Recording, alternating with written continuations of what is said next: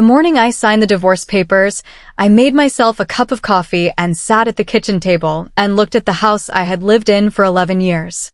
The morning light came through the window above the sink the way it always had.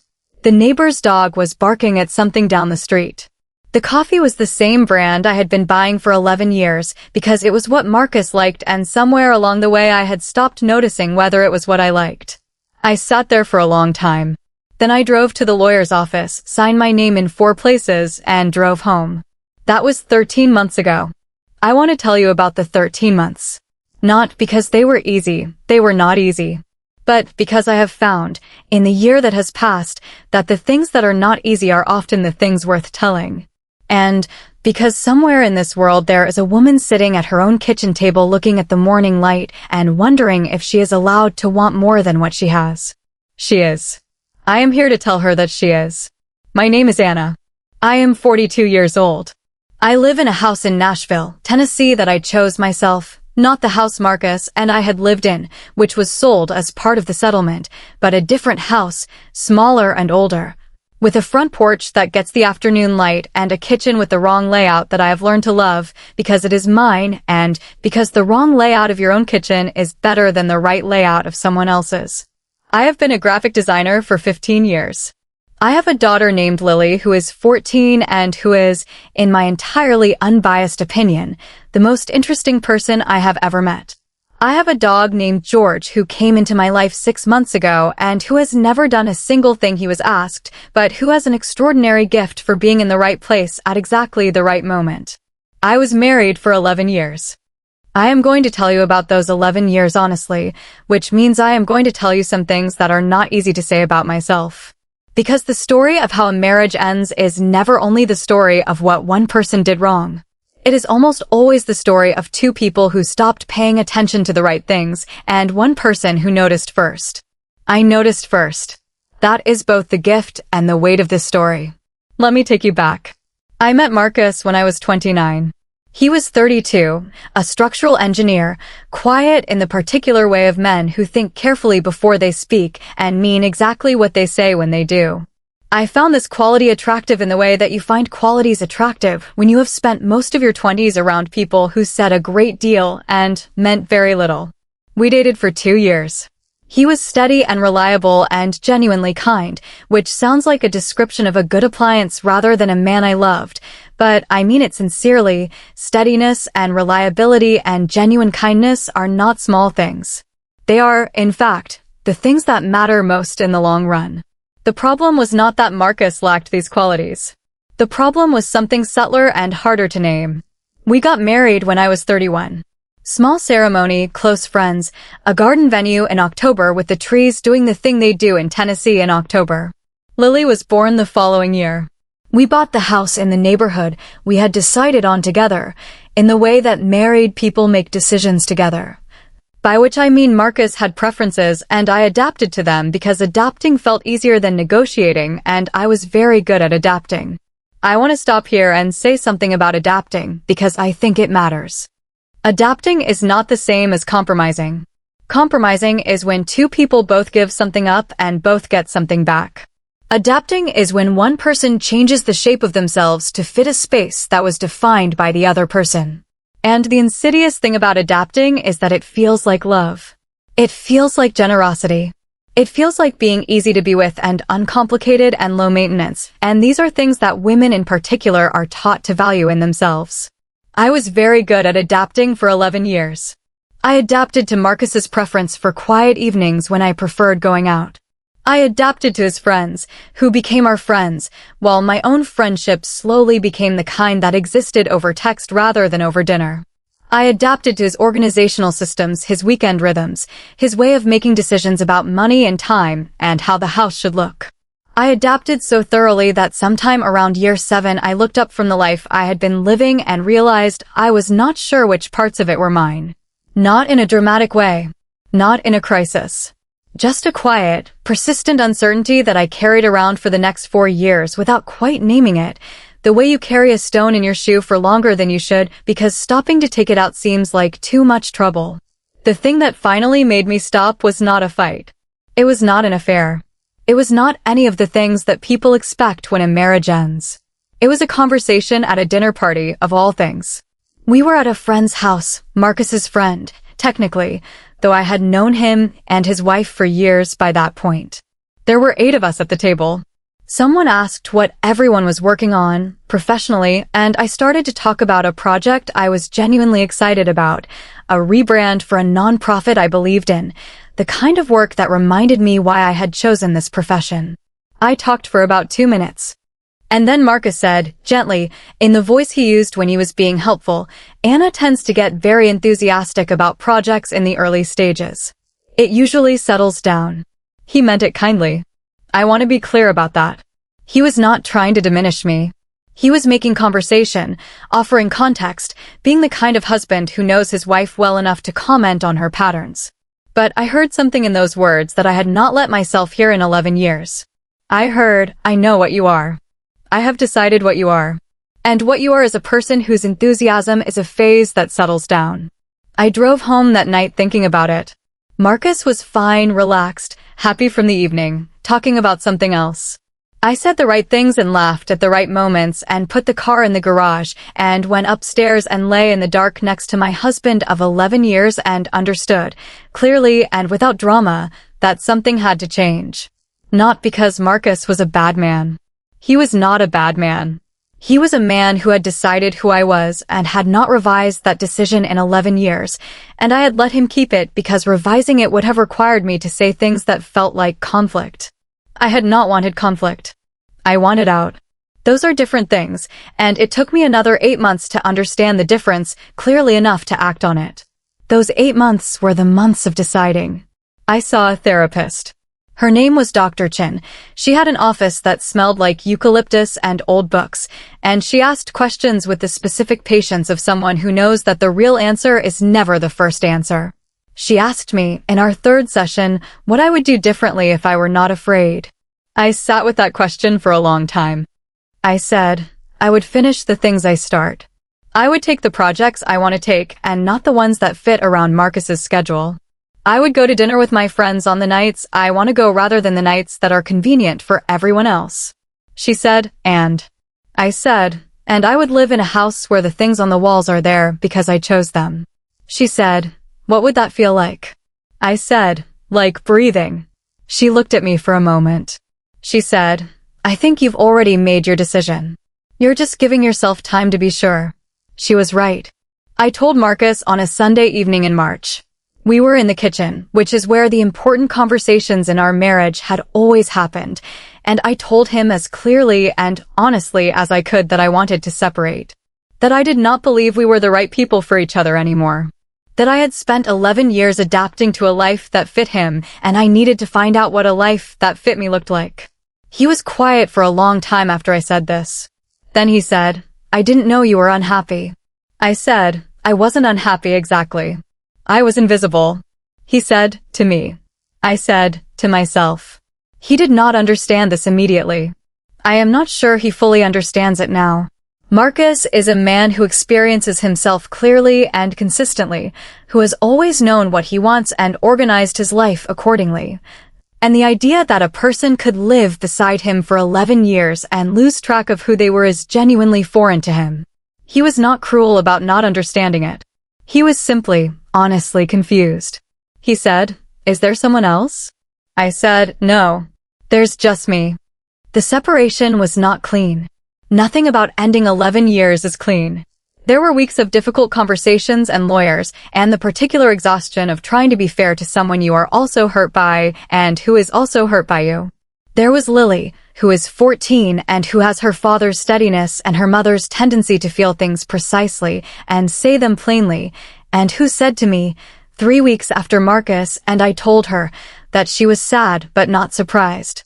That last part one sat with for a long time. Not surprised.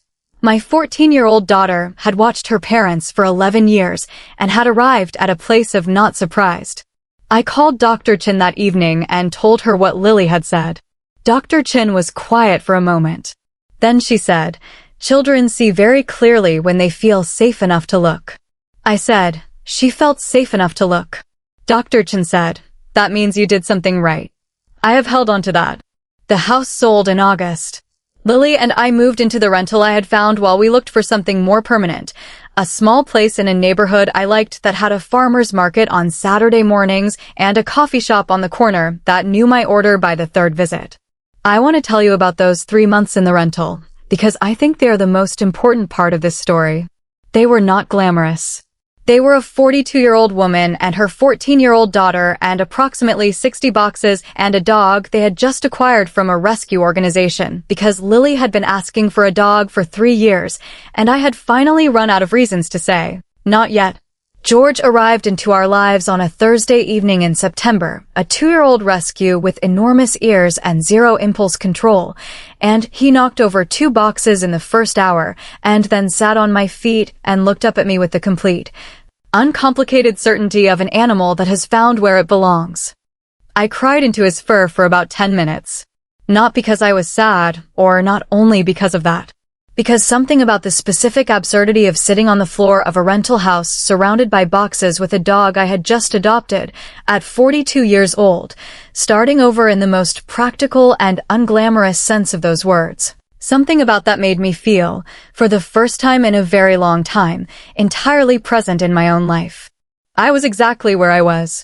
Not where I should be according to someone else's timeline. Not where I had adapted myself into being. Right here, on this floor, with these boxes, with this dog, with my daughter asleep in the next room after a long day of starting over right along with me. That was the beginning of the 13 months I want to tell you about. Let me tell you what those months actually looked like, because I think there is a version of this story that sounds simpler than it is. The version where a woman leaves her marriage and discovers herself and everything is better. That version is not entirely wrong, but it leaves out the Tuesday evenings when I sat at my kitchen table with the finances and understood that my income alone was not what I had grown accustomed to. It leaves out the nights when Lily was at Marcus's and the house was too quiet in a way that felt different from the quiet I had chosen and more like the quiet that had been chosen for me. It leaves out the morning I drove to pick up a freelance project and sat in the parking lot for 20 minutes because I was so tired from doing everything alone that I could not make myself get out of the car. I called my friend Jess from that parking lot.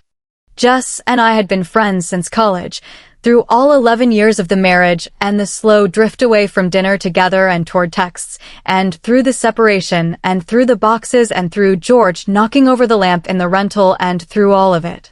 She had never once said I told you so, which she could have, because she is the kind of person who sees things clearly, and she had seen some things about my marriage that I had not let myself see. She said, "Are you okay?" I said, "I'm tired." She said, "Of what specifically?" I said, "Of being the only person responsible for everything." She said, "You need to hear something." I said, "What?" She said, "You have been doing this for 5 months. You left an 11-year marriage and moved and adopted a dog and got Lily settled in a new routine and kept your freelance work going, and you have done all of it without asking anyone for help except when you absolutely had to. And you're sitting in a parking lot because you're tired. Anna, that is not a crisis. That is Tuesday." I sat with that. She said, "Get out of the car." I got out of the car.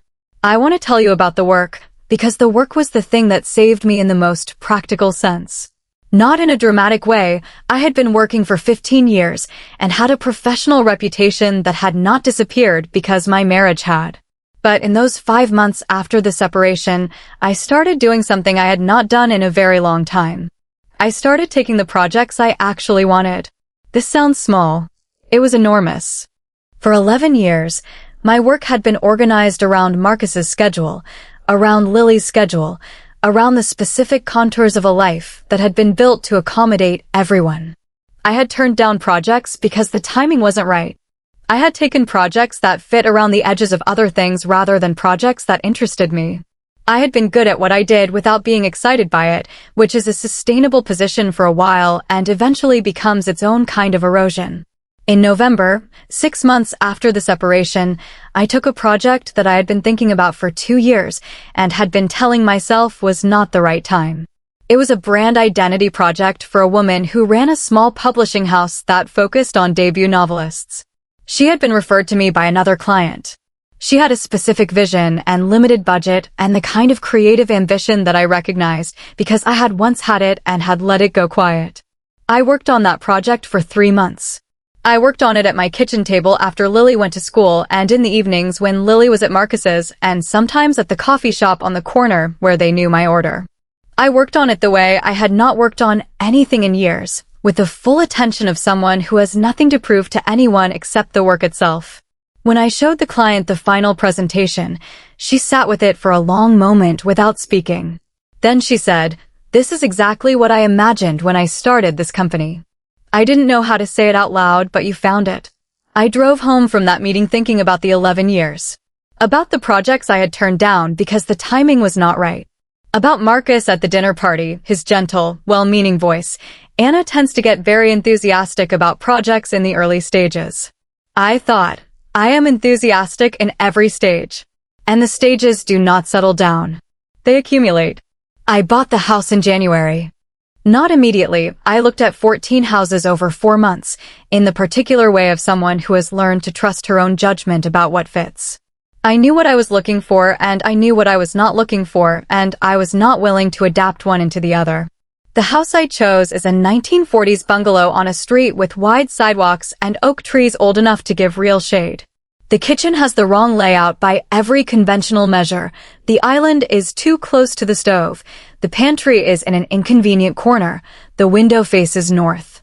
I have cooked in it every night for 9 months, and I know every inconvenient inch of it, and I would not trade it for the right layout of someone else's kitchen. The walls have things on them that I chose. A print I bought at a street market. A photograph Lily took on a trip we took together last spring, just the two of us, the first trip we had ever taken that was not organized around what worked for Marcus's schedule. A small painting George managed to knock off the wall twice before I found a better hook for it. Marcus and I have a working relationship as Lily's parents that is, by any measure, functional and occasionally even warm. He remarried last fall a woman named Sandra who is a civil engineer and who has, as far as I can tell, a clear and settled sense of herself. I have met her twice at Lily's school events. She is pleasant and direct and seems genuinely fond of Lily, which is the only thing I need her to be. Lily moves between our houses with the adaptability of a person who has always been more resilient than her parents fully understood.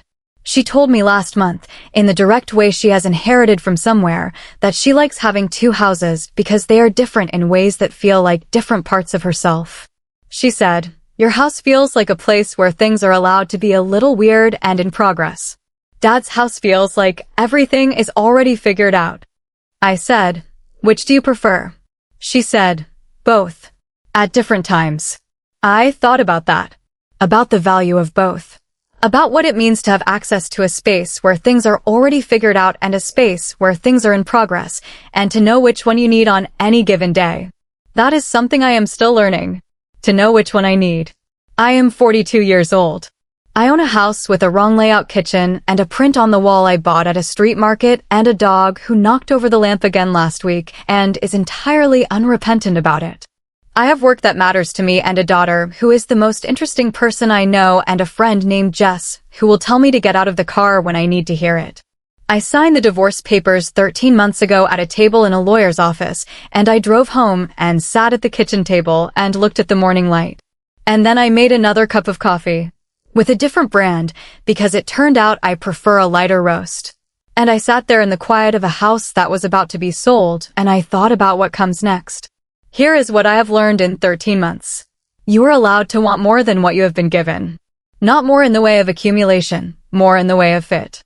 The life that fits you is not the same as the life that was built around you, and there is no amount of adapting that will make one into the other. You are allowed to be in progress.